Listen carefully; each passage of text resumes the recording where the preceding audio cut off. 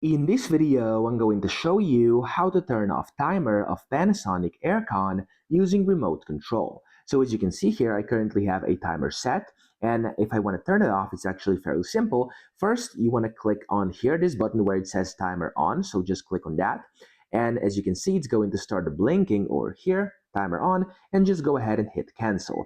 Now, if this doesn't work, you want to go and hit timer on again and click it again, because there's two ways to set the timer. So as you can see, there's like the clock 1 and then clock 2, and then go on the second one and then click cancel. And whenever you do that, it's going to cancel that specific on. There we go. As you can see, it's not there anymore. And then you want to go to timer off as well. And over here, off, it says like 1 right now. I can go ahead and switch between 1 and 2 again. If I keep on pressing it, as you can see, it's switching between 1 and 2. So go and select the one that's currently relevant, click on the cancel button, and whenever you do this, it's no longer going to have a timer, and the timer has been successfully turned off using only your remote. So that's it. I hope this video helped you out. If it did, please subscribe to the channel and help me out as well.